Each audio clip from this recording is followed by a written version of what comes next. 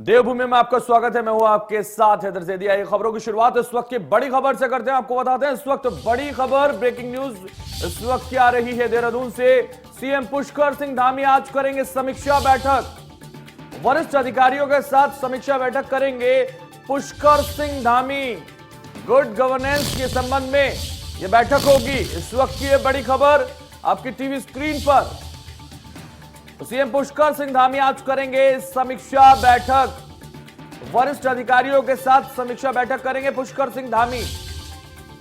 Good governance के संबंध में करेंगे समीक्षा बैठक। इस वक्त की बड़ी खबर, वरिष्ठ अधिकारियों के साथ समीक्षा बैठक करेंगे पुष्कर सिंह धामी। सचिवालय में 12:30 बजे यह बैठक होगी। तो सचिवालय में 12:30 बजे पुष्कर सिंह धामी ये बैठक करेंगे। आज ये बैठक समीक्षा बैठक होगी। वरिष्ठ अधिकारियों के साथ समीक्षा बैठक पुष्कर सिंह धामी करने जा रहे हैं। तो ये बड़ी खबर इस वक्त की, समीक्षा बैठक करेंगे पुष्कर सिंह धामी। आज समीक्षा बैठक सचिवालय में होगी। वरिष्ठ अधिकारियों के साथ ये समीक्षा बैठक उत्तराखंड के मुख्यमंत्री पुष्कर सिंह धामी करने जा रहे हैं। वरिष्ठ अधिकारियों के साथ समीक्षा को लेकर वो बातचीत करेंगे और तमाम चीजों को लेकर वो समीक्षा करते हुए नजर आएंगे। पुष्कर सिंह धामी आज ये बैठक करने जा रहे हैं। पुष्कर सिंह धामी ये समीक्षा बैठक है, सचिवालय में बैठक होगी। वरिष्ठ अधिकारी इसमें शामिल होंगे और तमाम चीजों की समीक्षा की जाएगी। हर एक चीज को बारीकी से मापने का काम पुष्कर सिंह धामी करेंगे। वरिष्ठ अधिकारियों के साथ मिलकर बैठक करेंगे पुष्कर सिंह धामी। और पुष्कर सिंह धामी वरिष्ठ अधिकारियों के साथ ये समीक्षा बैठक आज सचिवालय में करने जा रहे हैं। तो ये इस वक्त की बड़ी खबर। तो इस वक्त की एक और बड़ी खबर का रुख करते हैं। आपको बताते हैं केदारनाथ मंदिर में दर्शनों की अवधि 5 घंटे बढ़ा दी गई है। अब श्रद्धालु रात 10:30 बजे तक दर्शन कर सकेंगे केदारनाथ के।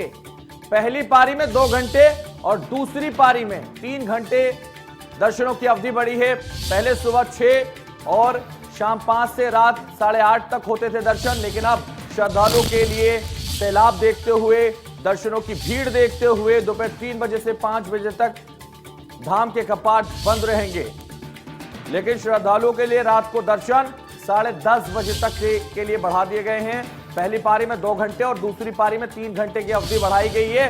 ये इस वक्त की बड़ी खबर है आपकी टीवी स्क्रीन पर, इंडिया न्यूज पर आप देख रहे हैं इस वक्त की बड़ी खबर। दोपहर 3 बजे से शाम 5 बजे तक धाम के कपाट बंद रहेंगे, लेकिन रात की जो अवधि है वो बढ़ा दी गई है। 10:30 बजे तक दर्शन कर सकेंगे श्रद्धालु। तो श्रद्धा से सराबोर लोगों का जनसैलाब देखते हुए यह फैसला लिया गया।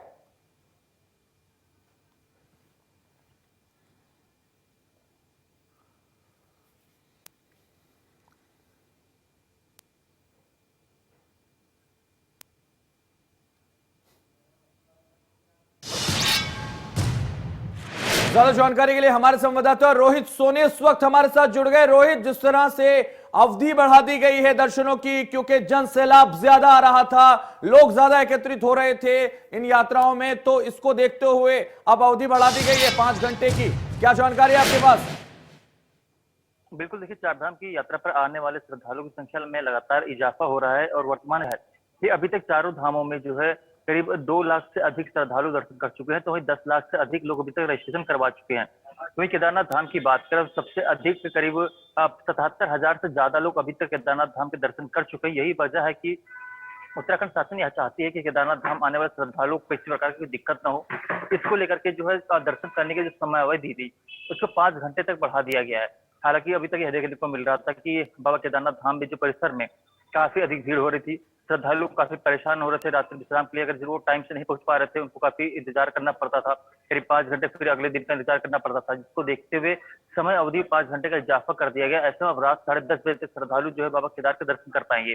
तो ऐसे में अब यह उम्मीद जताई जा रही है कि आने वाले समय में जो चारधाम की यात्रा में जो आने वाले श्रद्धालु की संख्या है उसमें और अधिक इजाफा होगा और जो रिकॉर्ड 2019 में बनाते हैं 36 लाख श्रद्धालु के आने की संख्या की रिकॉर्ड जो बनी थी वह इस बार टूटता हुआ नजर आएगा। जिसमें से मुख्य रूप से देखें तो फिलहाल अभी सरकार अनुमान लगा रही है कि इस पूरी यात्रा सीजन के दौरान चारधाम में करीब 15 लाख श्रद्धालु आकर के दर्शन कर सकते हैं, ऐसी फिलहाल संभावना जताई जा रही है। लेकिन पिछले 2019 की बात करें तो 2019 में करीब 11 लाख श्रद्धालुओं ने बाबा केदार के दर्शन किए थे। तो इसको लेकर के भी सरकार ने एक बड़ी पहल की है और उस पहल के तहत सभी श्रद्धालु को दर्शन की अनुमति मिले, सभी श्रद्धालु आसानी से दर्शन कर सके। इसको एक दृष्टिगत ही 5 घंटे का समय अवधि बढ़ाया गया है। इससे यात्रियों को काफी सहूलियत होगी और पुलिस प्रशासन को भी थोड़ी राहत मिलेगी, क्योंकि भीड़ एक जगह एकत्र नहीं होगी। वैश्विक महामारी कोरोना संक्रमण का जो फैलाव है, जिस तरह से कहा गया कि एक्सी वेरिएंट काफी तेजी से फैल रहा है, तो उससे भी थोड़ी राहत मिलेगी, भीड़ कम होगा और लोग अपने समय के अनुसार, यानी कि 5 घंटे के भीतर रात 10:30 बजे से पहले पहले वह अपने समय और सुविधा के अनुसार जो है चार धाम के दर्शन कर पाएंगे, बाबा केदार के दर्शन कर पाएंगे। जी, तो बिल्कुल सुविधा के अनुसार वो दर्शन कर पाएंगे। और जो लगातार अव्यवस्थाओं की बात आ रही थी या सिस्टम में कमियां बताई जा रही थी, उसको देखते हुए ये फैसला, क्योंकि जनसैलाब उमड़ पड़ा है और बिना पंजीकरण के भी लोग पहुंच रहे हैं और यही वजह है कि समय बढ़ा दिया गया है रात के 10:30 बजे तक। अब श्रद्धालु श्रद्धा से सराबोर होकर दर्शन कर सकेंगे, ये काफी महत्वपूर्ण है। लेकिन जिस तरीके से 2 घंटे के लिए 3 बजे से 5 बजे तक कपाट बंद रहेंगे, ये भी कहा जा रहा है। रोहित, बिल्कुल देखिए, जो समय रहता है, समय निर्धारित, यानी कि बाबा केदार के या फिर किसी भी मंदिर की जो समय होती है, उस समय अवधि के अनुसार ही कुछ घंटे विश्राम भी कराया जाता है भगवान को। उससे लेकर के 2 घंटे कपाट बंद रहेंगे और यह परंपरा शुरू से ही चली आ रही है कि उस 2 घंटे के भीतर जो पीक समय होता है, उस समय कोई दर्शन नहीं कर सकता, क्योंकि उसमें भोग का समय होता है। लिहाजा जो है, उसके अलावा अगर हम बात करें तो जिस तरह से जो स्थितियां अभी फिलहाल चारधाम की है, उस चारधाम की स्थितियों को देखते हुए यह एक निर्णय और भी लिया गया है कि चारधाम में आने वाले यात्रियों की संख्या में, यानी सभी धामों में जो रोजाना संख्या तय की गई थी, यमुनोत्री धाम में 4,000, गंगोत्री धाम में 7,000 और केदारनाथ धाम में 12,000 और बद्रीनाथ धाम में 15,000, तो इन सभी संख्या में जो है 1,000 की और बढ़ोतरी कर दी गई। यानी कि अब बद्रीनाथ धाम में 16,000 श्रद्धालु रोज दर्शन कर सकेंगे, केदारनाथ धाम में 13,000 और गंगोत्री धाम में 9,000 और इसके अलावा जो ये यमुनोत्री धाम है उसमें 5,000। तो इन संख्या को बढ़ाने से भी थोड़ी राहत मिलेगी और समय अवधि भी 5 घंटे की बढ़ा दी गई, क्योंकि अमूमन तौर पर देखने को मिल रहा था कि तमाम लोग बिना पंजीकरण के क्योंकि लगातार जो जनसैलाब है, जो श्रद्धालु हैं, वो चार धाम की यात्रा के लिए पहुंच रहे हैं, तो क्या 1,000 यात्रियों को बढ़ा देने से या दर्शन बढ़ा देने से कुछ राहत मिलेगी? और साफ तौर पर जिस तरह से लगातार कहा जा रहा था कि स्वास्थ्य को लेकर चिंता जाहिर की जा रही है, क्योंकि कुछ लोगों की मौतें भी हुई हैं, उसको लेकर भी पीएमओ की तरफ से जवाब मांगा गया है सरकार से, तो क्या अब उनके लिए भी स्वास्थ्य सुविधाएं उपलब्ध करा जा रही हैं? रास्ते में स्वास्थ्य के लिए डॉक्टर वहां मौजूद हैं? बिल्कुल देखिए, स्वास्थ्य संबंधी जो इस तरह से बात करें तो चारधाम यात्रा पर अभी तक टोटल 22 लोगों की मौत हो चुकी है और मुख्य वजह जो था हृदय गति रुकने से हुई है। हालांकि जो चारों धाम है वह हाइट पर मौजूद है, तो ऐसे में वहाँ ऑक्सीजन की कमी होती है। यही वजह है कि कल जब पीएमओ ने जो है सरकार से जवाब तलब किया, उसके बाद से ही स्वास्थ्य विभाग ने एक एडवाइजरी जारी कर दी है। हेल्थ एडवाइजरी जो जारी की गई है, उसके तहत यही कहा गया है कि जो भी थोड़ा बीमार है वह पहले डॉक्टर से कंसल्ट करें, उसके बाद ही चारधाम यात्रा अपनी प्रारंभ करें। बच्चों को भी अवॉइड करने के लिए कहा गया है, तो इसको लेकर के भी तमाम जो एडवाइजरी जारी की है, सरकार ने अपील की है कि सभी जो श्रद्धालु चारधाम की यात्रा पर आना चाहते हैं और वह अपनी यात्रा प्रारंभ करना चाहते हैं, उससे पहले अपनी एडवाइजरी को पढ़ लें, एडवाइजरी के तहत ही अपनी यात्रा प्रारंभ करें, क्योंकि राज्य सरकार का कहना है कि सभी की जीवन अमूल्य है। इसको लेकर के सभी अपने जीवन के साथ लापरवाही न करें और चारधाम की यात्रा पर आ रहे हैं तो एडवाइजरी का बिल्कुल चारधाम यात्रा के दर्शनों के लिए लोगों के लिए अब समय बढ़ा दिया गया है, ये उनके लिए राहत की बात है। साफ तौर पर डॉक्टरों की सुविधा वहां की जा रही है और जो लगातार परेशानी आ रही थी उनको दूर करने का भी प्रयास किया जा रहा है, ये राहत की खबर है फिलहाल। बने रहिए आप रोहित हमारे साथ और हम खबरों में आगे बढ़ते आपको बताते हैं इस वक्त की बड़ी खबर आ रही है चंपावत से। कांग्रेस प्रत्याशी निर्मला गहतोड़ी आज करेंगी नामांकन। कांग्रेस प्रदेश प्रभारी प्रदेश अध्यक्ष करण महारा रहेंगे मौजूद। नेता प्रतिपक्ष यशपाल आर्य, पूर्व सीएम समेत कई दिग्गज नेता हिस्सा लेंगे। तो नेता प्रतिपक्ष यशपाल आर्य भी नामांकन में शामिल होंगे। पूर्व सीएम समेत कई दिग्गज लोग आज नामांकन में पहुंचेंगे। कांग्रेस प्रत्याशी निर्मला गहतोड़ी आज नामांकन करेंगी। चंपावत से उपचुनाव के लिए नामांकन करेंगी निर्मला गहतोड़ी। तो कांग्रेस प्रत्याशी के तौर पर निर्मला गहतोड़ी आज नामांकन करने पहुंच रही हैं। तमाम दिग्गज नेता कांग्रेस के उनके साथ होंगे। यशपाल आर्य भी नेता प्रतिपक्ष उनके साथ होंगे, पूर्व मुख्यमंत्री भी उनके साथ होंगे। तो तमाम कांग्रेस के नेता उनके साथ आज मौजूद रहेंगे। कांग्रेस प्रत्याशी निर्मला गहतोड़ी नामांकन चंपावत से आज कर रहे हैं उपचुनाव के लिए और वो मुख्यमंत्री के सामने ताल ठोकेंगी। रोहित हमारे साथ बने हुए, हमारे संवाददाता रोहित, जिस तरह से निर्मला गहतोड़ी चंपावत में मुख्यमंत्री के सामने ताल ठोकने जा रहे हैं कांग्रेस की तरफ से, क्या जानकारी, उसको लेकर कितने बजे नामांकन करेंगी? बिल्कुल देखिए तो मुख्यमंत्री पुष्कर सिंह धामी ने फिल्मौद उपचुनाव के 9 मई को अपना नामांकन भर दिया था हालांकि इस दौरान भी तमाम वरिष्ठ नेता मौजूद रहे थे। तो इसी क्रम में अब कांग्रेस की जो प्रत्याशी है निर्मला गायतोड़ी, वह आज अपना नामांकन भरेगी। जो समय रखा गया करीब 12 बजे के आसपास तो वो अपना नामांकन भरेंगी वहां तहसील पर पहुंच करके। तो इसको लेकर के भी देखिए तो इस शपथ जो नामांकन समारोह रखा गया है उसमें वह जनसभा को भी इसके बाद संबोधित करेंगी। लेकिन उससे पहले जो है उस दौरान अगर हम बात करें नामांकन के दौरान तमाम वरिष्ठ नेता मौजूद रहेंगे, जिसमें मुख्य रूप से जो कांग्रेस के प्रदेश अध्यक्ष करण मारा है और प्रदेश प्रभारी जो देवेंद्र यादव है, इसके अलावा उपनेता प्रतिपक्ष, नेता प्रतिपक्ष समेत तमाम वरिष्ठ नेता जो वहां मौजूद रहेंगे। तो इसको लेकर के भी कांग्रेस आज बात करें तो जो नामांकन की आज अंतिम तिथि रखी गई है, तो ऐसे में नामांकन की अंतिम तिथि ही का जो निर्मला गायतोड़ी है वो अपना नामांकन भरने जा रही है। हालांकि कांग्रेस का अगर हम देखें तो कहीं ना कहीं कांग्रेस का जिस तरह जो चर्चाएं चल रही थी, कांग्रेस ने वॉक थ्रू दे दिया है, तो इसका कहीं ना कहीं असर देखने को मिला। हालांकि जब मुख्यमंत्री पुष्कर सिंह धामी 9 तारीख को अपना नामांकन भरने के बाद एक जनसभा को संबोधित किया था, जो नामांकन जनसभा के रूप में था, और उस दौरान भी काफी अधिक भीड़ देखी गई थी। तो वहां फिलहाल अभी कांग्रेस का कोई कार्यक्रम नहीं आयोजित किया गया। तो इससे साफ स्पष्ट है कि कांग्रेस ने वॉकआउट दे दिया है, और मुख्य रूप से यह कह सकते हैं कि इस तरह जो स्थिति अभी कांग्रेस की वहां पर बनी हुई है और पूरे प्रदेश भर में स्थिति जो है, इसको लेकर के भी भाजपा काफी आश्वस्त नजर आ रही है और जीत का दावा कर रही है। तो वही मुख्य विपक्षी दल कांग्रेस भी इस बात का दावा कर रही है कि निर्मला गायतोड़ी वहां जीत दर्ज करेगी और आज नामांकन करेंगी। 12 बजे के आसपास वो नामांकन चर्चाएं तो ये भी करेंगी। थी कि पूर्व मुख्यमंत्री यहां से चुनाव लड़ सकते हैं। हरीश रावत को लेकर लगातार कहा जा रहा था कि उनको मैदान में उतारा जा सकता है। क्या वजह है कि निर्मला गायतोड़ी पर भरोसा जताया गया? बिल्कुल देखिए, मुख्य रूप से जो चर्चाएं चल रही थी कि पूर्व मुख्यमंत्री हरीश रावत वहां चुनाव लड़ सकते हैं। इसके अलावा जो हिमेश खरकवाल है जो इससे पहले विधानसभा में चुनाव लड़े थे, तो इन दोनों नामों पर लगातार चर्चाएं चल रही थी। लेकिन फिलहाल आलाकमान ने स्पष्ट कर दिया किसी भी वरिष्ठ नेता को वहां से चुनाव नहीं लड़ाया जाएगा। हालांकि पूर्व मुख्यमंत्री हरीश रावत जो है 2017 में भी 2 जगह चुनाव हारे थे और इस बार भी चुनाव हार गए हैं। इसके चलते फिलहाल जो आलाकमान वह निर्णय ले रहा था कि वहां के जो स्थानीय लोग हैं, यानी कि जो वहां के रहने वाले हैं, उनको ही चुना जाए जो काफी वर्चस्व रखते हैं। हालांकि पहला नाम हिमेश खरकवाल का ही आया था, लेकिन हिमेश खरकवाल ने जो साफ मना कर दिया कि वह चुनाव नहीं लड़ना चाहते फिलहाल अभी, जिसके चलते जो समिति उनको भेजी गई थी, 2-3 विधायकों की समिति भेजी गई थी, जिनने वहां पर जो है इस धरातलीय स्थिति जाना और फिर उसके बाद करीब 6 नामों की वहां से लिस्ट भेजी थी। जिसके बाद आलाकमान ने जो है निर्मला गायतोड़ी के नाम पर मुहर लगा दी और अब निर्मला गायतोड़ी जो है अपना नामांकन भरने जा रही है। तो कुल मिलाकर कहें तो कांग्रेस को लेकर के भी एक जो असमंजस स्थिति थी कि कौन होगा प्रत्याशी, वह कुछ दिनों पहले ही स्पष्ट हो गया था। और ऐसे में कह सकते हैं कि अब तमाम नेताओं ने भी एक दम भर लिया है और वो चाहते हैं कि निर्मला गायतोड़ी वहां से जीते और मुख्यमंत्री तो कांग्रेस के तमाम नेता आज निर्मला गायतोड़ी के नामांकन में शामिल होंगे। और अगर हम बात करें जो वर्तमान विधायक थे वहां से कैलाश गायतोड़ी, वो भी गायतोड़ी थे और निर्मला गायतोड़ी को भी कांग्रेस ने उतार कर यही काम किया है कि कहीं ना कहीं वो साधना चाहते हैं कि एक कैलाश गायतोड़ी नहीं तो निर्मला गायतोड़ी को अब विधायक बनाए। लेकिन चूंकि मुख्यमंत्री वहां से चुनाव मैदान में है तो बहुत मुश्किल निर्मला गायतोड़ी के लिए भी हो सकता है। तो सबसे महत्वपूर्ण यही होगा, देखने वाली बात यही होगी।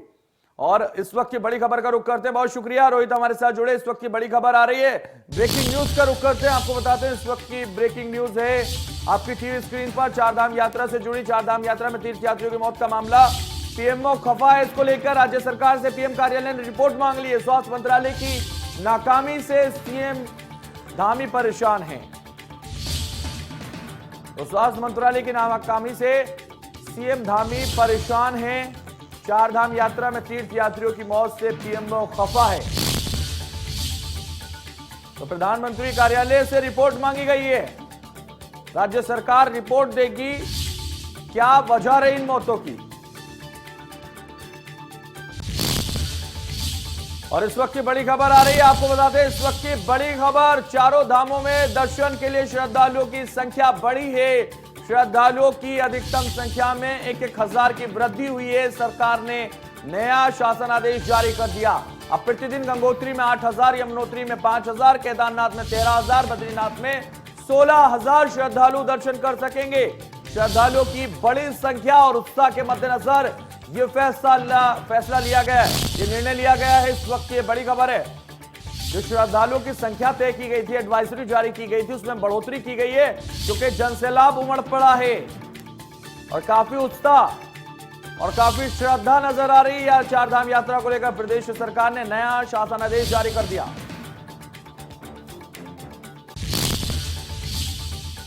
और श्रीनगर में आवारा जानवरों का आतंक प्रशासन और यात्रियों के लिए परेशानी का सबब बनता जा रहा है। बद्रीनाथ राष्ट्रीय राजमार्ग 58 पर आवारा जानवरों के खड़े रहने से यातायात प्रभावित हो रहा है।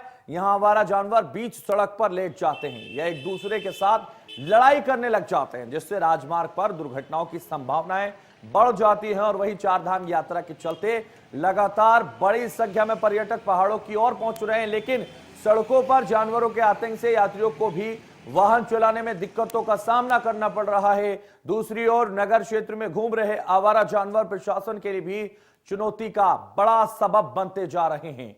यात्रियों के लिए जानवर परेशानी का सबब बनते जा रहे हैं, क्योंकि जब वो यात्रा करने के लिए जा रहे होते हैं तो उस वक्त वो जानवर आपस में लड़ने लग जाते हैं।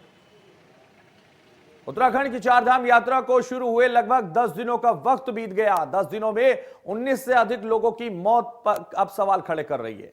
क्या उत्तराखंड में चारधाम यात्रा इस बार भी ऐसे ही अव्यवस्थाओं के बीच चलती रहेगी? सवाल ये भी खड़े हो रहे हैं कि सरकार लाख दावे कर रही थी के बावजूद इसके लगातार लोगों की मौतें चारधाम में हो रही हैं। ऐसा नहीं है कि कमियां सिर्फ सरकार की तैयारियों में ही हैं। हमारे पास अनफॉर्चुनेटली 15 डेथ हो चुकी हैं अभी तक, जिसमें से कि 5 केदारनाथ धाम की तरफ हैं, 8 यमुनोत्री और 2 गंगोत्री में हैं। ये सब अनफॉर्चुनेट पार्ट है। हमारी वो लोग सडन उनको डेथ हो गई उनकी, और जैसे ही कुछ सिम्टम आए तो बहुत ही शॉर्ट ड्यूरेशन में उनकी पल्स और ये सब चीज़ें गायब हो गई। तो समय ऐसा कहा जा सकता है कि अचानक से इतना समय नहीं मिला कि हम उनको रिवाइव कर पाते। तो ये एक बड़ा चैलेंजिंग है, इस पर हम काम कर रहे हैं कि ऐसा क्यों हो रहा है। देखिए, इसमें जैसे हम लोगों के धर्मस्व विभाग द्वारा धामों की कितने लोगों के दर्शन हो सकते हैं, इसकी संख्या निर्धारण की जाती है। उस संख्या निर्धारण इनिशियली जब करा गया था तब उसमें हम लोगों के पास कोई आंकड़े नहीं थे, क्योंकि पिछले 2 साल में हम लोगों के पास कोई यात्रा नहीं चली थी। और उसके पहले के जो आंकड़े थे वो भी जो है स्प्रेड आउट आंकड़े इसलिए वजह से क्योंकि 2013 के बाद आपदा के उपरांत जो है ना यात्रा दिन ब दिन जो है वो बढ़ती जा रही है। हर धाम में नए नए जो है आवास बन रहे हैं, होटल्स बन रहे हैं, रहने की सुविधाएं बन रही है, पहुंचने के साधन बन रहे हैं। चारधाम रोड का सुदृढ़ीकरण हुआ है। हमारे यहाँ पर हेलीकॉप्टर की इंटेंसिटी बढ़ी हुई है, शटल सेवाएं हमारी ज़्यादा चल रही है। साथ ही साथ आपने देखा होगा कि इस बार हमारी कंटिन्यूस चार्टर सेवाएं भी चल रही है। तो अनेक तरीके से जो है सर्विस उन जो धामों को हमारी सर्विस मिल रही है, जिसके चलते हम लोगों की संख्या जैसे बढ़ रही है उस तरीके से धामों की कैरिंग कैपेसिटी भी बढ़ रही है। इसी का कंटिन्यूस तरीके से एक बार एनालिसिस किया जा रहा है और उसके आधार पर उसको देखा जाएगा। हम लोगों की सॉफ्टवेयर जो है वो सॉफ्टवेयर के माध्यम से हम लोग उसको देखते हैं। सॉफ्टवेयर में हमारे यूटिलिटी है कि हम लोग किस संख्या को हम लोग सीमित कर सकते हैं, उस संख्या के उपरांत हम लोग किन्हीं व्यक्तियों को हम लोग पासेस नहीं देंगे। जैसा कि सुनने में न्यूज़ में आ रहा है कि भाई चारधाम यात्रा में डेथ हो रही है, लेकिन जो भी डेथ हो रही है उसके लिए मैं कह सकता हूँ इसके लिए कहीं ना कहीं हमारे जो यात्री हैं वो भी जिम्मेवार हैं। यात्री जो है ऊपर जो भी केदारनाथ में आ रहे हैं बिना तैयारी के आ रहे हैं, हाफ कपड़ों में आ रहे हैं, अपना इवन फर्स्ट एड बॉक्स तक नहीं लेके आ रहे। और जब किसी भी हाई ऑल्टीट्यूड की यात्रा में आना होता है तो पहले तैयारी करके आना होता है। आपकी तैयारी क्या होती है कि पहले आपको अच्छे तरीके से अपने कपड़ों के साथ, अपनी मेडिसिन के साथ, अपने फूड के साथ, अपने एसेंशियल्स जरूरी सामान के साथ मूवमेंट करनी होती है। गढ़वाल कमिश्नर सुशील कुमार बद्रीनाथ धाम पहुंचे, जहां बद्रीनाथ धाम में चारधाम यात्रा व्यवस्थाओं और मास्टर प्लान के अंतर्गत कराए जा रहे प्रथम चरण के निर्माण कार्यों का स्थलीय निरीक्षण कर उन्होंने जायजा लिया। चारधाम यात्रा व्यवस्थाओं को लेकर कमिश्नर ने संतुष्टि जाहिर की। उसके उपरांत कमिश्नर ने गढ़वाल विकास निगम में यात्रा से जुड़े अधिकारियों की महत्वपूर्ण बैठक भी ली। मंडलायुक्त ने सभी विभागों को आपसी समन्वय स्थापित कर चारधाम यात्रा व्यवस्थाओं को सुचारू रखने के निर्देश दिए।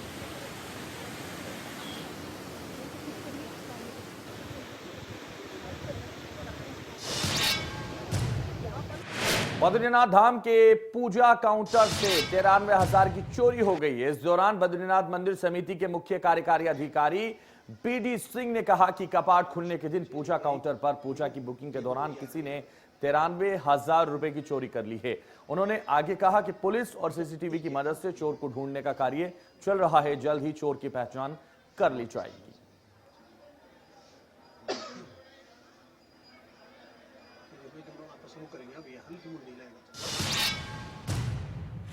और रुड़की से लव जिहाद का मामला सामने आया है। कोतवाली पुलिस को अंबाला निवासी एक युवती ने तहरीर देकर बताया कि रुड़की निवासी एंबुलेंस चालक ने उसके साथ लंबे समय तक शारीरिक संबंध बनाया और अब आरोपी धर्म परिवर्तन करने का दबाव बना रहा है। पीड़ित युवती पेशे से नर्स है और पिछले 4 सालों से युवक के संपर्क में है। और वहीं मामले को लेकर हिंदू संगठनों के लोग भी कोतवाली पहुंचे हैं और लव जिहाद का आरोप लगाते हुए आरोपी के खिलाफ कठोर कार्रवाई करने की मांग कर रहे हैं। वहीं पुलिस एफआईआर दर्ज कर मामले की जांच में जुट गई है।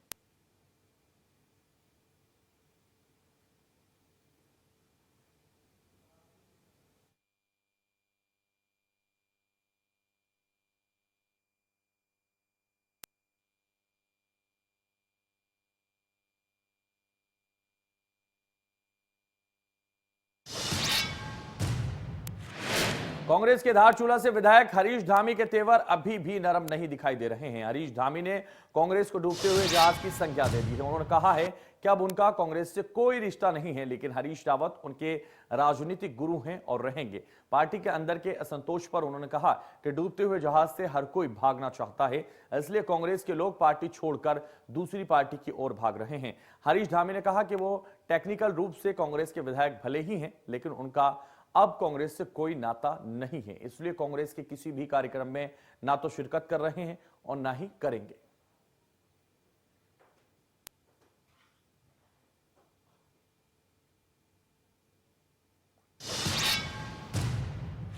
चंपावत विधानसभा उपचुनाव को लेकर निर्वाचन आयोग ने अधिसूचना जारी कर दी है। वहीं चुनाव को लेकर प्रदेश की 2 बड़ी पार्टियां कांग्रेस और बीजेपी ने अपने अपने उम्मीदवारों की घोषणा कर दी है। बीजेपी ने सीएम धामी को अपना प्रत्याशी बनाया, तो वहीं कांग्रेस ने रितु गहतोड़ी को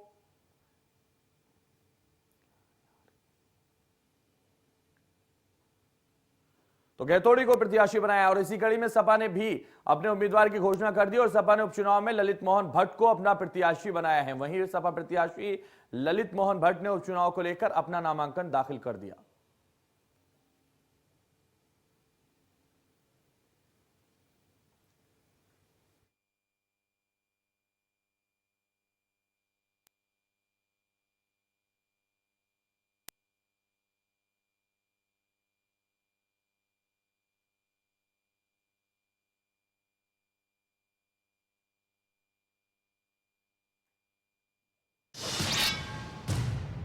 और रिश्वतखोरी का वीडियो वायरल होने के बाद श्यामपुर क्षेत्र के पटवारी रामनाथ को एसडीएम हरिद्वार पूरन सिंह राणा ने तत्काल प्रभाव से सस्पेंड कर दिया। दरअसल पटवारी रामनाथ एक व्यक्ति से रिश्वत ले रहा था और रिश्वत लेने के लिए बाकायदा उस व्यक्ति के घर गया हुआ था। इस दौरान रिश्वत के पैसे लेते हुए सीसीटीवी कैमरे में कैद हो गया था, जिसके बाद एसडीएम ने मामले की जांच की, जिसमें पटवारी दोषी पाया गया। जिसके बाद एसडीएम ने पटवारी को तत्काल प्रभाव से निलंबित कर दिया।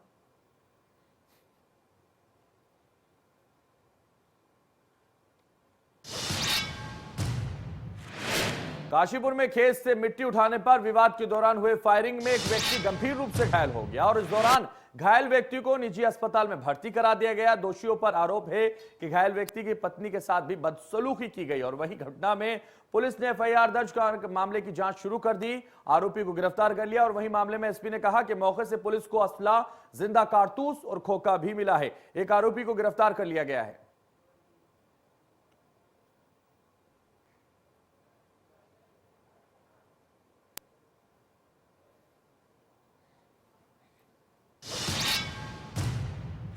फिलहाल देवभूमि में बस इतना ही।